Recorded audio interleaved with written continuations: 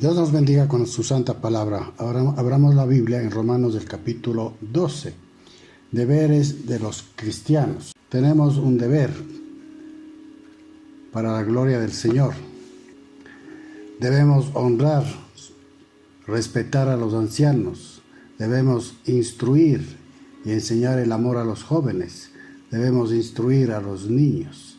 Instruye al niño en su niñez, y aunque fuere viejo no se olvidará de ello. Dice eso la palabra de Dios.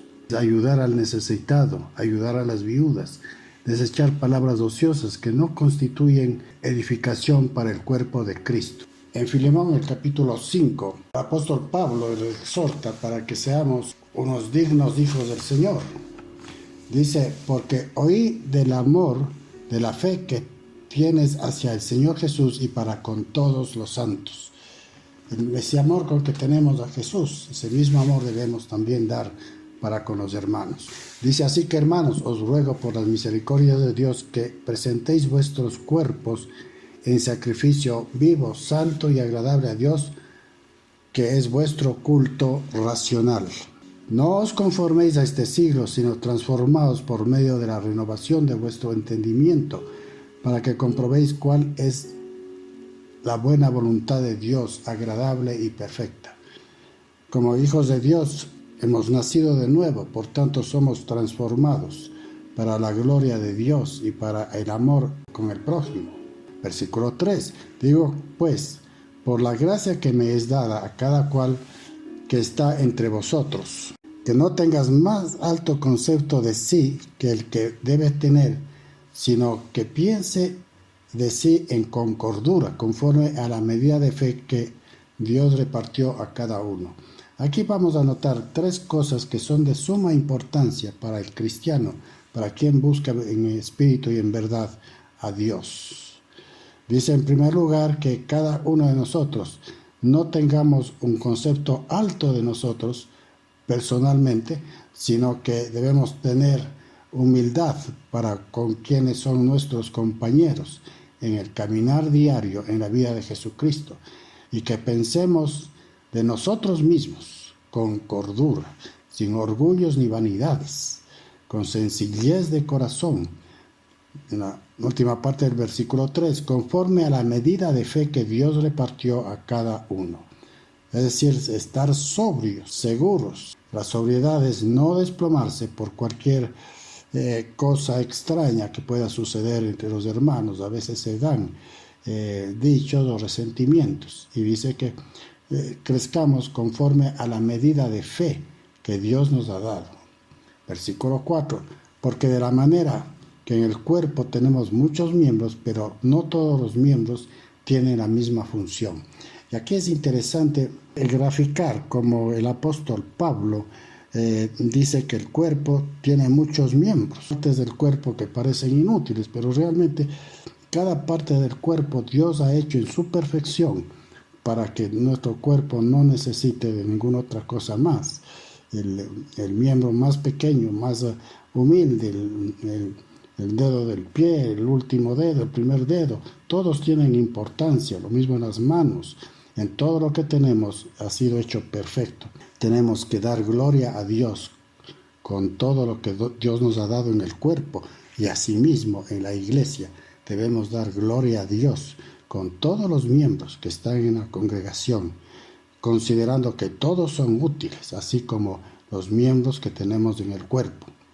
Versículo 5. Así nosotros, siendo muchos, somos un cuerpo en Cristo, y todos miembros los unos de los otros. La unidad que Dios ha puesto en el cuerpo de Cristo, que es la iglesia, todos son importantes.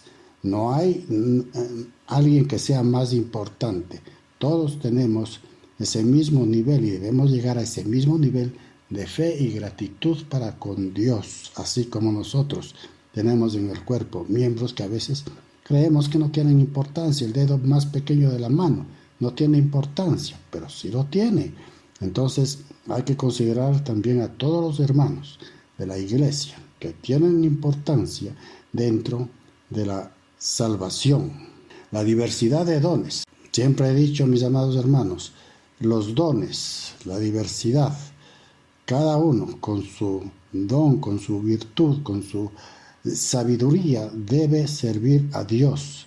Hay diversidad, no por eso podemos categorizar a los hermanos de mayor o de menor importancia.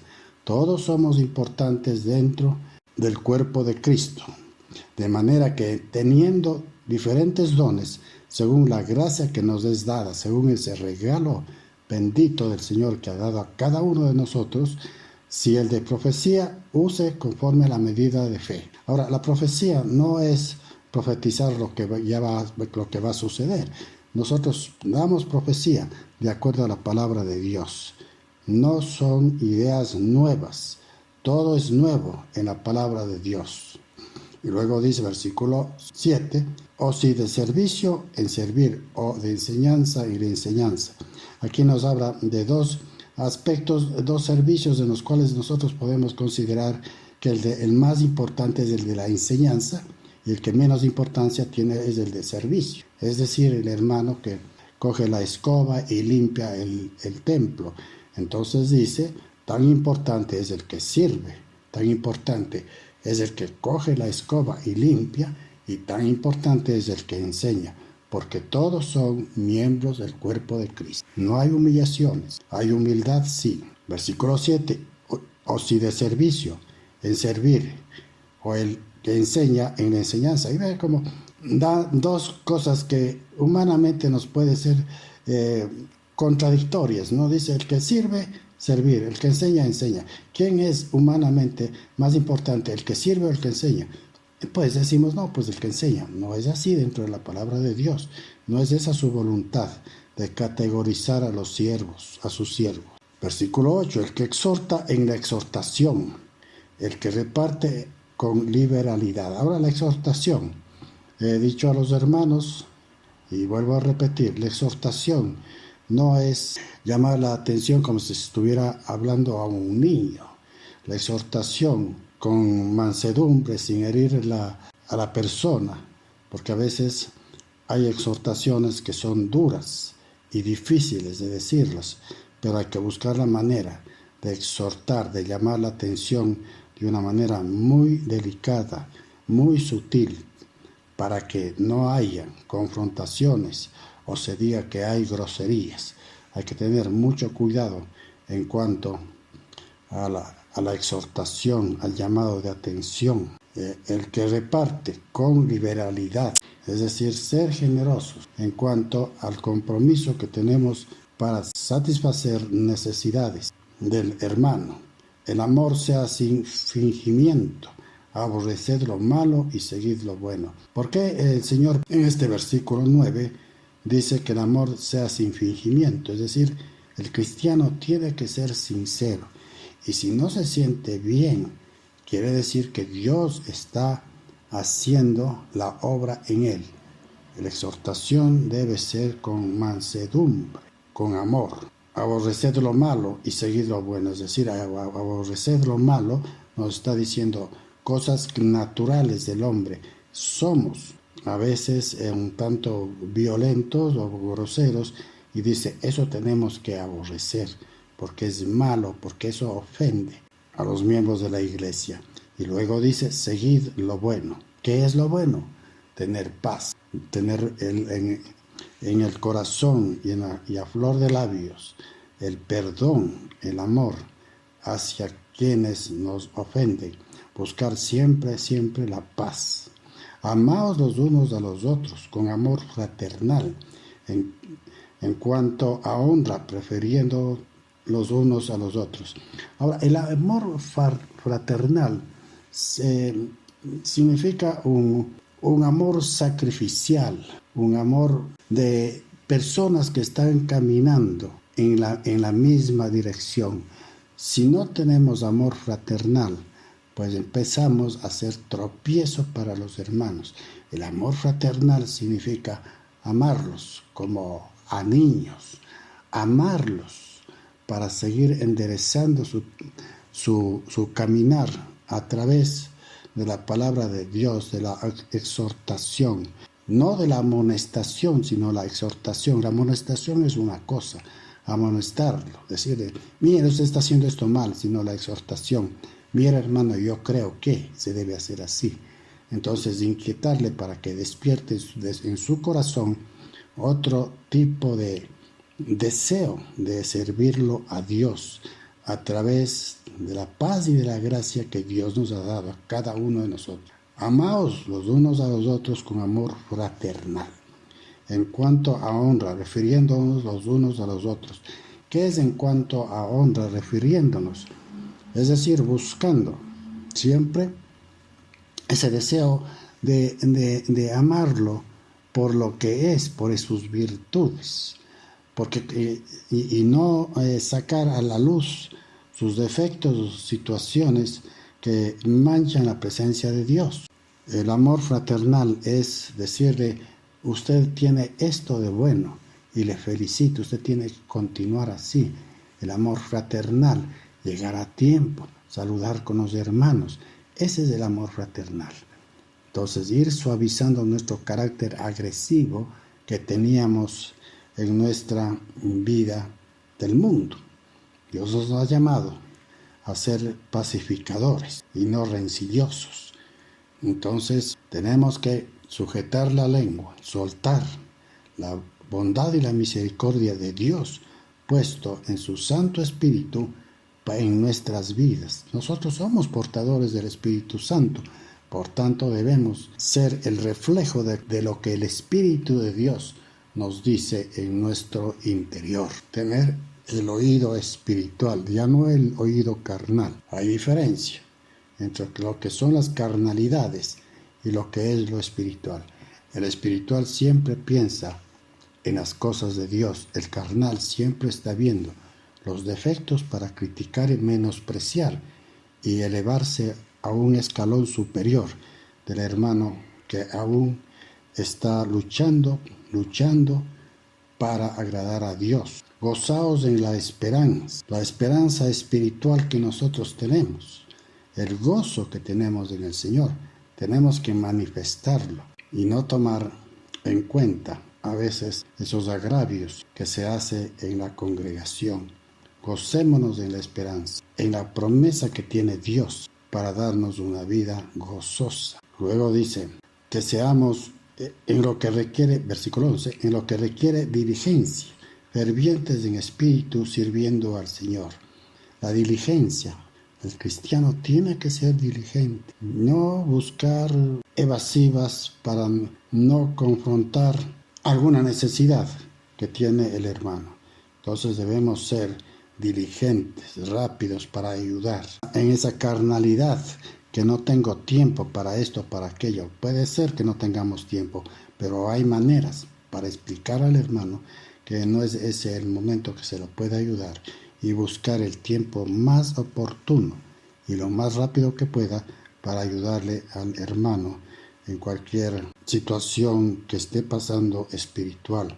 Hay que dar confianza porque somos miembros de un solo cuerpo. Versículo 13, compartiendo para las necesidades de los santos, practicando la hospitalidad. Habíamos dicho inicialmente que debemos honrar y respetar a los ancianos, a los jóvenes, instruir a los niños. Entonces, estamos haciendo la voluntad de Dios. Ayudar al necesitado, ayudar a las viudas. Debemos trabajar para satisfacer esas cosas que son tan imprescindibles en la vida y que a veces faltan. Versículo 14, bendecid a los que os persiguen, bendecid y no maldigáis. ¿Por qué debemos bendecir a los que nos persiguen? Debemos tener compasión, porque el Señor nos ha llamado a tener compasión. El que nos persigue no es la persona la que está persiguiéndonos, sino es el espíritu de maldad que está en la persona.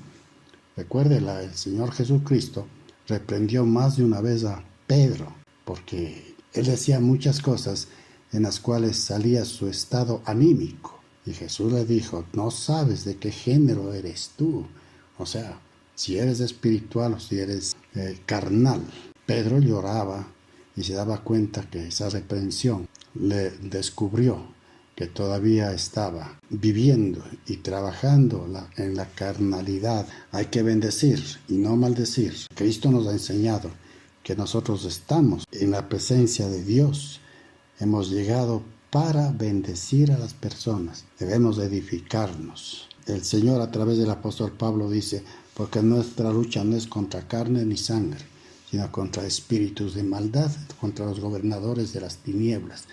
Esos espíritus de maldad, esos gobernadores de las tinieblas, a veces utilizan a las personas y nosotros no estamos dispuestos para hacerle el juego al maligno, sino estamos para edificarnos unos a otros. Versículo 15, gozaos con los que se gozan y llorad con los que lloran. Esto también es muy importante. Debemos tener el gozo el uno por el otro, saber que han sido bendecidos y decir gloria a Dios, bendito sea el Señor, que mi hermano ha sido bendecido. Aunque usted esté pasando por tribulaciones, por tiempos difíciles, gócese, porque el rato que usted se goza, a su tiempo Dios también le dará su bendición. Amén. Versículo 16, unánimes entre vosotros. Es la unidad que debemos tener. Si el hermano está pasando hambre, nosotros debemos sufrir, porque está pasando por tiempo difícil.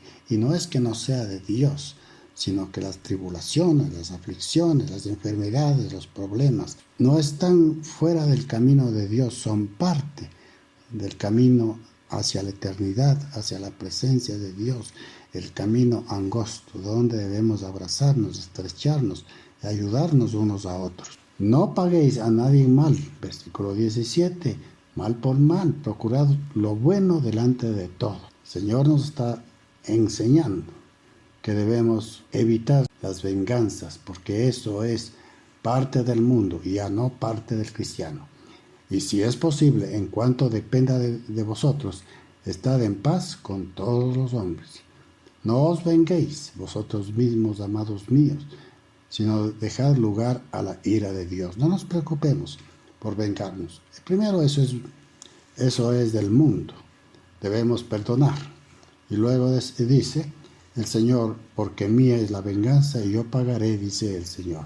Ahora, si dejamos en manos del Señor, Él hará su obra. De pronto, aquel que nos perseguía, aquel que nos hablaba, el que estaba murmurando, en las manos del Señor será transformado. Versículo 20, así que si tu enemigo tuviere hambre, dale de comer, y si tuviere sed, dale de beber. Pues haciendo esto, ascuas de fuego amontonarás sobre su cabeza. No seas vencido de lo malo, sino vence con el bien el mal. Que la palabra de Dios se glorifique en la vida de cada uno de nosotros. El deber cristiano, recuerde, radica en presentarnos nuestro cuerpo, nuestra vida, nuestro cuerpo, alma y espíritu a la presencia de Dios, que dice, ese es un sacrificio vivo y agradable para la gloria de Dios. Bendito Padre amado, gracias Señor, gracias Padre Santo por su palabra, en el nombre de Jesús. Amén y amén.